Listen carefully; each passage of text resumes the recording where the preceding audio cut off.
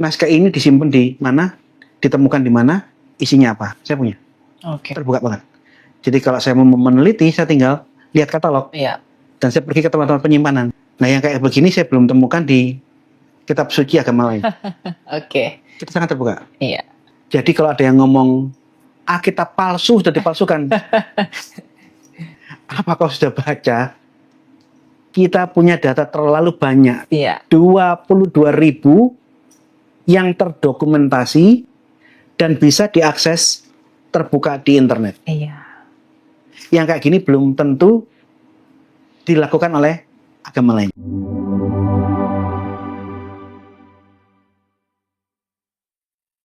Nah, ini yang dimaksud dengan kajian kritik teks. Ya. Untuk kita masuk ke kajian ini, tolong teman-teman ingat, ini kajian akademis. Kajian kritik teks sama sekali tidak mencampuri doktrin dan keyakinan kalian. Jadi benar-benar profesional gitu ya Pak ya? Anda mau Katolik kah? Ya. Mau aliran sesat kah? Mau ortodok kah? Apa orang orang karismatik? Iya. Itu nggak diurus. Oke. Ilmu kritik teks itu hanya membahas bukti yang ada, naskah ini dipelajari. Ya. Jadi apakah kamu aliran apa, nggak diurus. Ya.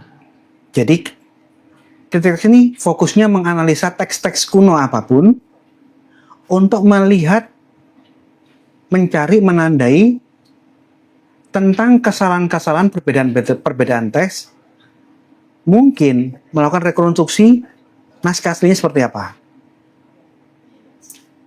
Nah, kalau untuk Alkitab itu sangat memungkinkan dibuat rekonstruksi teks aslinya.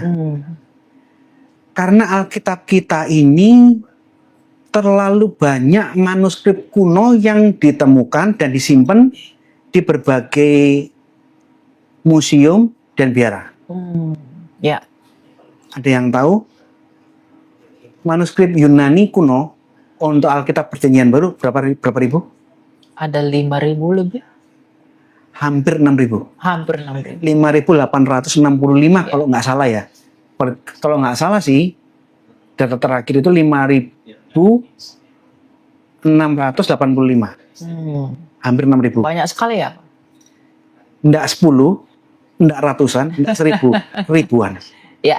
Dengan banyaknya ribuan naskah yang ditemukan, andai kata naskah ini hurufnya kabur, di sini terbakar, di sini sobek, di sini hilang, di sini tidak lengkap. Karena kita punya ribuan naskah, kita bisa merekonstruksi. Saling cross check ya? Iya, pasti. Ya. Salah satu fungsi kritik teks itu saling cross check. Ya. Naskah ini kurang lengkap. Oh, yang lengkap di sini. Oh, ini keliru tulisannya. Oh, yang betul yang ini. Ya. Kita bisa melakukan yang semacam ini karena punya hampir 6.000 naskah Yunani. Kalau Alkitab versi Latin, tahu? Vulgata? Dan kawan-kawannya, Ya. berapa jumlahnya? Kurang tahu. 11.000 lebih. Belum naskah Syria. Ya. Belum naskah Koptik. Optik. Belum naskah Armenia kuno, Ethiopia kuno. Ya. Total Alkitab yang disalin dalam berbagai bahasa kuno sekitar 22.000 naskah. Jadi kalau ada yang ngomong Alkitab palsu sudah dipalsukan, tolong sabar ya. Apa kau sudah baca? Kita punya data terlalu banyak. Iya. 22.000 yang terdokumentasi dan bisa diakses terbuka di internet. Iya. Yang kayak gini belum tentu dilakukan oleh agama lain. Agama lain. Ya. Klaimnya sempurna sih. Tapi faktanya datanya dibuka dan boleh diakses oleh siapapun, diteliti. Kok setahu saya sih masih belum seperti ini ya. Justru Alkitab yang sering dituduh dipalsukan justru sangat unggul dalam hal ini ya Pak ya. Kita tidak pernah takut dengan bukti. Iya. Malah bukti kita yang puluhan ribu terbuka di internet, Diakses siapa? boleh diakses siapapun, di mana disimpan, semua tercatat. Ya. Tercatat. Ini contohnya, A Bibliography of Greek New Testament Manuscript. Semua manuskrip dicatat. Mulai papirus nomor berapa dicatat. Siapa yang meneliti, ada semua Lengkap ya. data-datanya. Jadi kalau kita kepingin tahu papirus nomor 1, papirus nomor 40, 60, 70, datanya semua ada di sini. Sudah dibuatkan katalog datanya, siapa saja yang sudah meneliti ini. Terbuka. Iya. Naskah Yunani dalam huruf besar yang kuno-kuno, minuskul ada. Majuskul ada. Naskah Yunani yang sudah menggunakan huruf kecil, minuskul ada. Semua ditulis. Bahkan saya punya ensiklopedia kritik teks. Naskah nomor sekian disimpan di mana, isinya apa. Naskah ini disimpan di mana, ditemukan di mana, isinya apa. Saya punya. Oke. Terbuka banget. Jadi kalau saya mau meneliti, saya tinggal lihat katalog. Iya. Dan saya pergi ke tempat-tempat penyimpanan. Nah yang kayak begini saya belum temukan di kitab suci agama lain. Oke. Kita sangat terbuka. Iya. Nah mengenai kritik teks, itu di dalam Kristen sudah dikerjakan oleh Origenes. Origenes mantan ketuanya sekolah Alexandria di abad ketiga. Dia yang pertama kali buat perbandingan teks yang namanya Hexapla. 6 lajur perjanjian lama, 1 naskah Ibrani, kemudian naskah Ibrani tapi yang ditulis dalam huruf Yunani. Ada yang versi Aquila, di samping sini perjanjian lama Yunani, bahasa Yunani. Ya. Ada itu di layar. Ada naskah Symmachus, Theodosian, dan 3 naskah Yunani yang tak disebutkan namanya. Di dalam salinan-salinan kodek itu ada catatan pinggir. Sudah ada koreksi yang dibuat oleh penyalin-penyalin. Dan yang kayak gini, ini mata kuliah di dalam dunia teologi. Kita dipelajari secara terbuka, kritis. terbuka, bukunya saya punya banyak. Ya, oke. Ya. Katalognya lo ada. Yang agama lain apa berani buka kayak begini? Kalau ada saya tertarik mau beli. Manuskrip Quran nomor sekian di sini, ini di sini isinya apa? Saya tertarik beli itu. Okay. Tapi saya belum pernah menemukan buku semacam itu. Oke. Nah, yang kita mau bahas tentang ini contoh ya. Koma Ioanneum. Koma Ioanneum itu satu ayat di dalam perjanjian baru yang sering diserang oleh berbagai pihak. Ya. Beberapa dari mereka bilang, wow, Alkitab ditambahin begitu Pak, tentang hal ini. Yohanes. Bahkan di dalam terjemahnya ND, terjemahnya orang Katolik, Arnoldus ND, yang diterbitkan di Flores, dia memberikan catatan kaki. Ini pasti tidak ada di dalam naskah asli. Tambahan. Okay. Iya kan? Nah, lalu gimana ngejawab itu? Nah, ya ini. Ini yang dibahas di dalam kritik teks. Sekali lagi, semua doktrin keyakinan dibuangnya. Ya. Saya percaya Alkitab itu inerrasi, tidak ada kesalahan. Inabilitas Alkitab. Aku nggak ngurus doktrin. Simpan. Itu nggak berguna di dalam kritik teks. Ya. Kritik teks hanya fokus kepada data. Fakta yang ditemukan. Nggak, keyakinanmu nggak ada. Buang itu. Mengenai ayat ini betul. 1 Yohanes pasal 1 Yohanes 5 ayat 7 itu ada 2 versi. Versi panjang yang diberi tanda kurung. Di dalam surga Bapa, Firman dan Roh Kudus, dan ketiganya adalah satu. Ini versi panjang. Diberi tanda kurung artinya ayat ini punya 2 versi. Ada manuskrip-manuskrip kuno yang tidak ada ayat ini. Tapi ada manuskrip-manuskrip kuno yang menggunakan ayat ini. Karena kejujuran orang Kristen, manuskrip-manuskrip kuno itu punya 2 versi, dikasih tanda kurung. Kurungnya tidak pernah kita buka. Kita tidak pernah menghilangkan tanda kurung supaya teropinikan ini naskah asli, enggak. Perbedaan naskah kita kasih tanda. Ini kejujuran orang Kristen. Jadi kita jujur ya, membuka apa adanya gitu ya. Pak? Oke. Naskah ini kalau menggunakan teks Yunani baru ada di abad ke-13 ke atas. Jadi dari abad pertama 2, 3, 4 sampai abad 13 tidak ada. 13 ke atas baru ada. Ini diakui. Menariknya, kritik teks tidak hanya berpatokan kepada satu naskah. apapun naskah kuno untuk Alkitab, entah bahasa Latin, entah bahasa Aramaik, bahasa Ethiopia kuno, bahasa Armenia, semua dikumpulkan. Kita nggak berpatokan satu bahasa, satu zaman, enggak. Ya. Ini kajian naskah kuno. Untuk buku yang sama, semua buku kuno tentang ini dipakai semua. Ini kritik teks. Saudara tahu, 1 Yohanes 5 ayat 7, versi yang panjang, yang ada kata Bapa, Firman, dan Roh Kudus, dan ketiganya adalah satu, itu ada di naskah-naskah Alkitab kuno, Latin, Ethiopia, Koptik, Armenia, Syria. Sebelum abad 13. Berarti tidak ditambah dong. Sabar. Oke. Kecepatan. Kecepatan ya, menyimpulkan ya. Oke. Dan bukan hanya manuskrip mushaf Alkitab kuno dalam berbagai bahasa mencatat ayat itu, tapi ayat ini sudah dikutip oleh bapak-bapak gereja, uskup-uskup kuno. Artinya ini sudah dikotbahkan di mana-mana. Iya. Nah, saya sudah buat buku mengkaji masalah ini. Buku saya itu berjudul mencermati problematika dan dinamika dialog Tritunggal Gereja Timur dengan Muslim di Timur Tengah pada abad 7 sampai 14. Jadi saya membuat suatu buku tulisan yang menampilkan data-data perdebatan pendeta-pendeta abad 7 sampai 14 yang berdebat dengan Muslim itu apa aja Iya. tentang Tritunggal. Karena perdebatannya hanya terjadi di Timur Tengah, di Irak dan di Syria dan sekitarnya, maka saya bilang di Timur Tengah abad 7 sampai 14. Di dalam satu bagian bab buku ini, saya menyinggung masalah koma Ioannium, koma Yohanes. Ini, saya berikan catatan.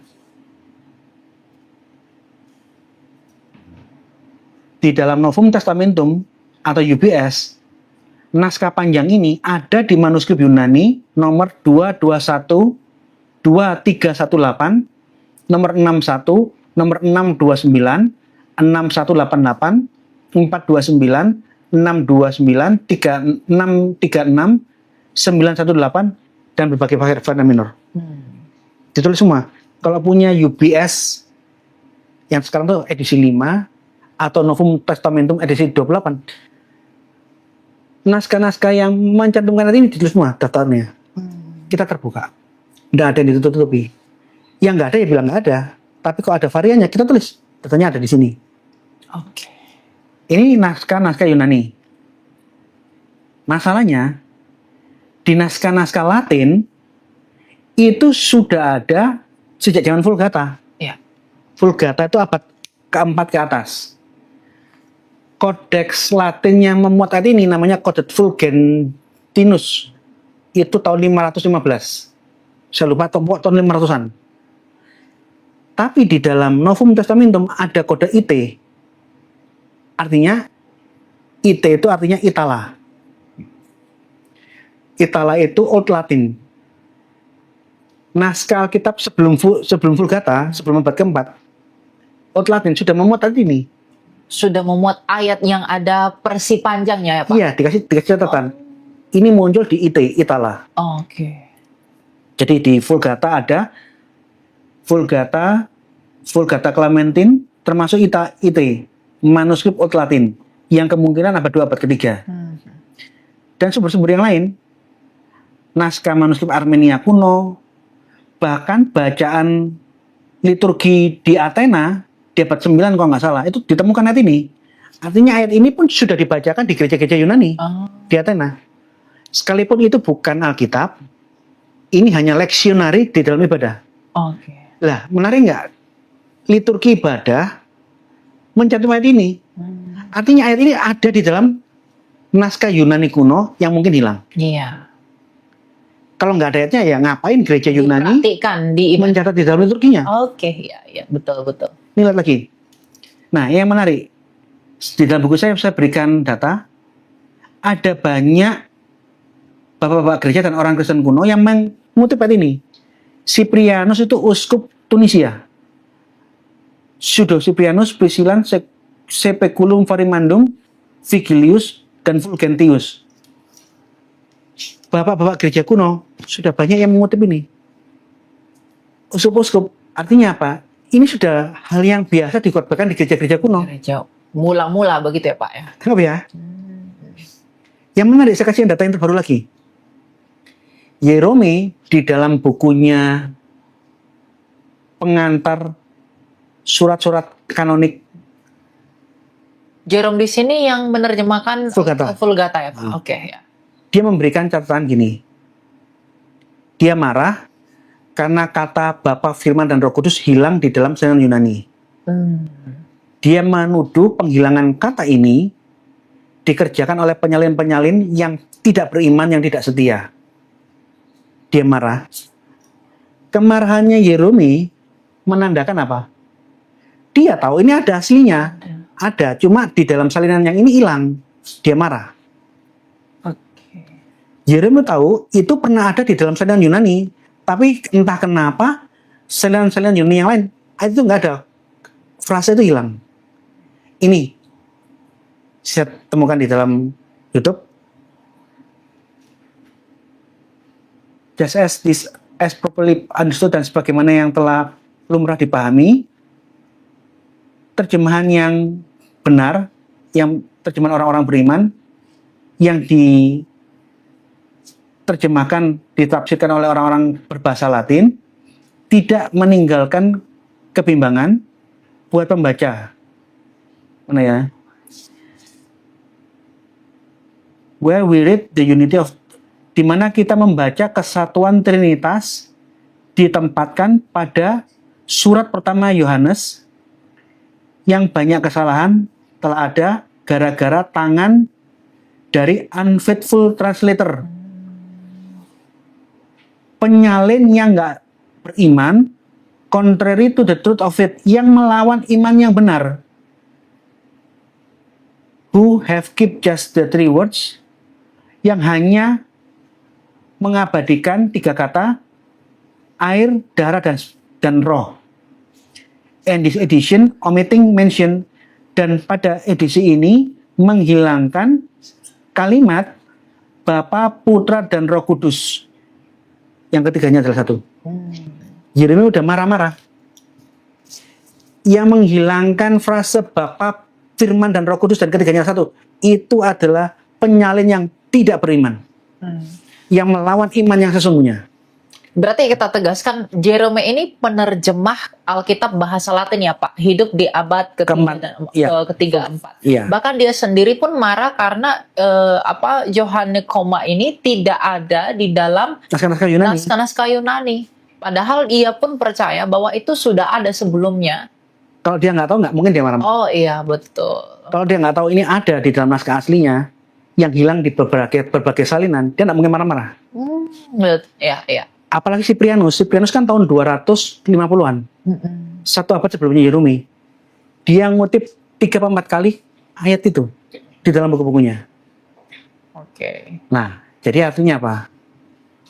Di dalam Codex Fuldensis abad ke-6, Itala, manuskrip Old Latin sebelum zamannya Vulgata itu ada.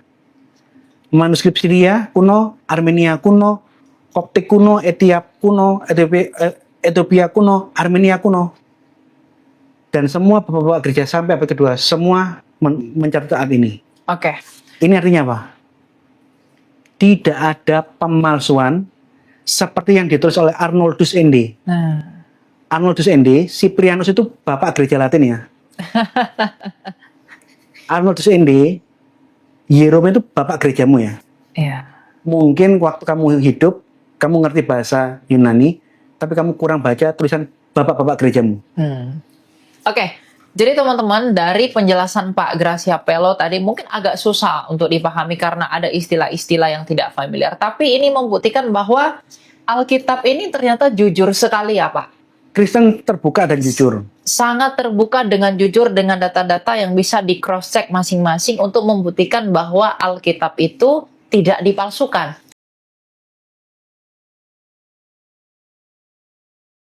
Tidak. Bahkan hanya Alkitab yang berani untuk menampilkan secara publik tentang naskah-naskah yang bisa dikaji oleh semua orang. Nah, ini membuktikan bahwa kekristenan itu memang terbuka dengan kritik, yang membuktikan Kristen memang percaya diri dengan Alkitabnya. Ya, itu juga membuat orang-orang yang menuduh bahwa kitab kita sudah dipalsukan sebenarnya hanya klaim tanpa dasar ya Pak ya. Itu orang yang kurang baca. Saya tambahkan sedikit. Ya. Pemerintah Israel membuka kesempatan kepada semua orang tanpa memandang ras dan agama. Asal kamu bisa bahasa Ibrani, silakan ajukan lamaran untuk menjadi peneliti naskah Qumran. Pemerintah Israel akan memberikan kamu gaji, tempat tinggal. Jadi kamu meneliti, kamu digaji pemerintah Israel. Ya. Syaratnya kamu tulisan, fasih, Paleo Ibrani kuno kamu hafal. Oh. Paham. Mengenai koma Yohanes, ini bukan pemalsuan, tapi pemulihan naskah yang sempat hilang di manuskrip Yunani. Ya, karena Yerome juga sempat marah karena itu tidak pernah ada. Sebelum Yerumi, Cyprianus sudah mengutip.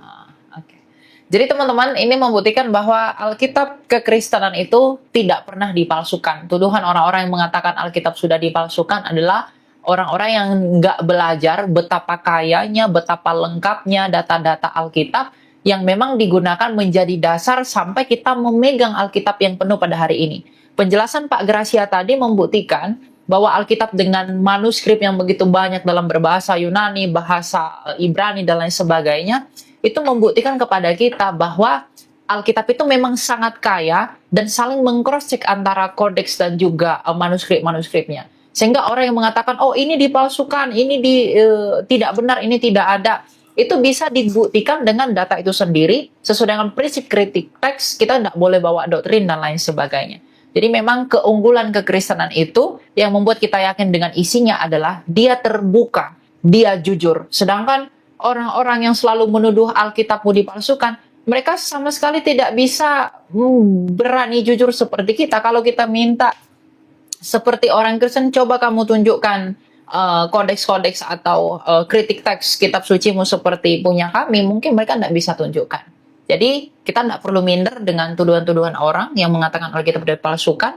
karena ternyata hanya Alkitab kita yang paling sempurna dan berdiri secara independen yang bisa dipertanggungjawabkan dan bisa dipelajari siapapun secara terbuka. Tidak ada yang tutup-tutupi, karena kebenaran itu bagaimanapun tetap benar, bagaimanapun orang berusaha mempersalahkan.